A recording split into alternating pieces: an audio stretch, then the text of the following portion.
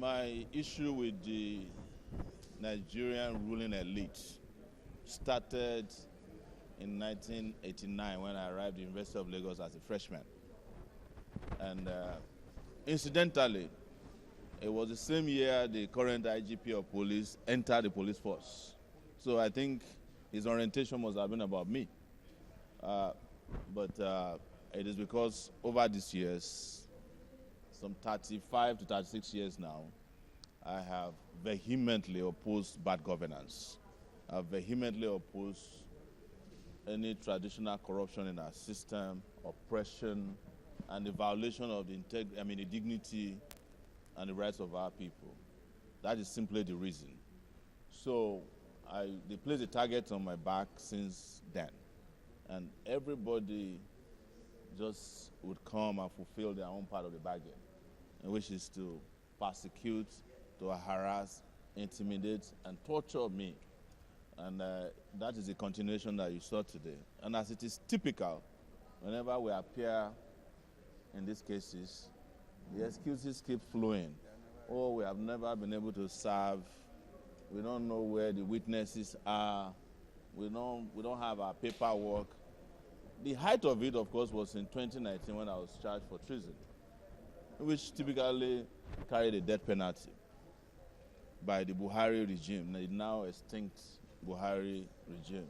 So I'm just explaining to those who might have just heard about this for the first time that this persecution is historical. And today we are only witnessing that history. But I can guarantee you that these guys will be defeated and disgraced.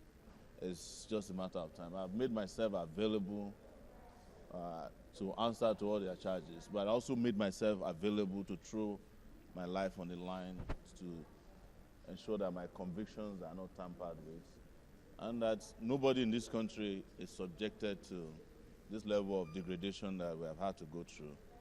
The issues shouldn't have been me. The issues of serving and retired policemen, led them in a protest. These charges were brought against me.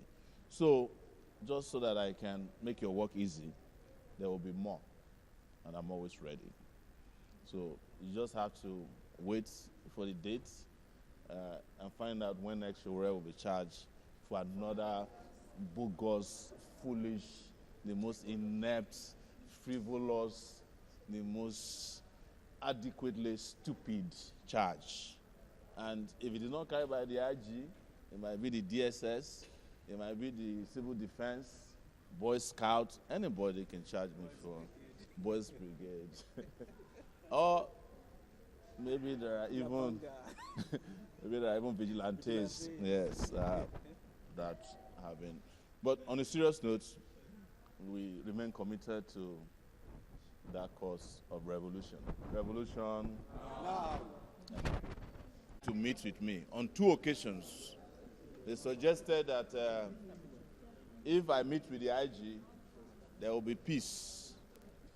And I outrightly rejected any form of formal or informal meeting with the IGP. You don't meet with oppressors. So, and that angered the IGP, that who is Sowore to say he will not come and meet with him. Who is the IGP? I also want you to know that I did not reject a meeting with him because I feel that it's inconvenient. But the moment I meet with him, I would have legalized his position as the subsisting IGP of police.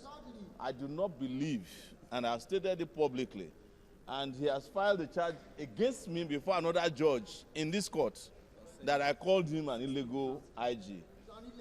They seized my passport based upon that. When we went before the judge 2 days ago, downstairs, to ask for my passport, he said there's no urgency in requesting for my passport. He's a vacation judge. But you can see another vacation judge. There are only 2 vacation judges in this court. They are not handling any other case but Sowore's cases. They gave short adjournments, but the judge downstairs says it's not urgent to give you your passport. But the one here says it is urgent to try you for an offense that does not even exist. I've read the charges. I don't need to tell you that they are the most foolish charges. Anybody who had designed those charges ought to be purged from the police. He should not be a lawyer. It's not worth the certificate that he got from the law school. But it doesn't matter. When you are dealing with kangaroo systems, charges will stick, whether they are written by mechanics or lawyers. That is how these systems are designed. I also want to inform people here, this is the fourth time I'm being charged by the same police force in the last... Office of the police force to fight for personal vendetta and as a means of settling personal score.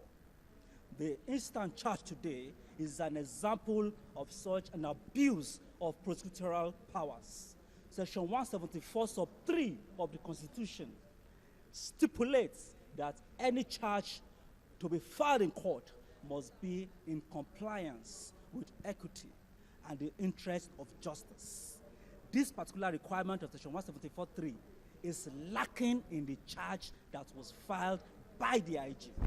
This is a clear attempt at scuttling and shrinking the civic space in Nigeria. We join Nigerians all over the world to condemn this instant charge as a misfit, as a misuse, as an abuse of power. And we have asked the court to quash the charge. There is even no need by a plethora of authorities decided by Nigerian Supreme Court. There is no basis for entering a plea in a defective charge as what we have in court today. And we have informed the court that we are not going to take any plea on this inherently defective charge. These charges, as they are presently constituted, must be quashed.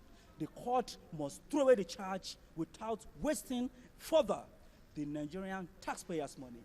And we have also enjoined the judge because the police regulations and acts, which is the Bible of the Nigerian police force and its officers today, clearly prohibits and recommends that an officer who uses the instrumentalities of his office to pursue and prosecute personal grievances, that such an officer must be recommended to the appropriate authority for sanction.